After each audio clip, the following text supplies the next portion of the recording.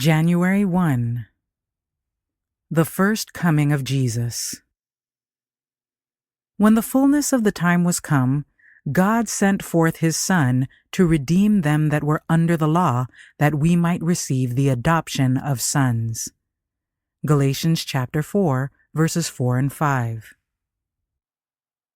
The Savior's coming was foretold in Eden. When Adam and Eve first heard the promise, they looked for its speedy fulfillment. They joyfully welcomed their firstborn son, hoping that he might be the deliverer. But the fulfillment of the promise tarried. Those who first received it died without the sight. From the days of Enoch, the promise was repeated through patriarchs and prophets, keeping alive the hope of his appearing, and yet he came not. The prophecy of Daniel revealed the time of his advent, but not all rightly interpreted the message. Century after century passed away. The voices of the prophets ceased.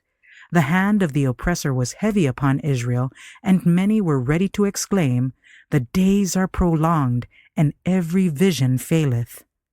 Ezekiel chapter 12, verse 22. But like the stars in the vast circuit of their appointed path, God's purposes know no haste and no delay. Through the symbols of the great darkness and the smoking furnace, God had revealed to Abraham the bondage of Israel in Egypt and had declared that the time of their sojourning should be 400 years. Afterward, he said, shall they come out with great substance. Genesis chapter 15, verse 14. Against that word, all the power of Pharaoh's proud empire battled in vain. On the selfsame day, appointed in the divine promise, it came to pass that all the hosts of the Lord went out from the land of Egypt. Exodus chapter 12, verse 41.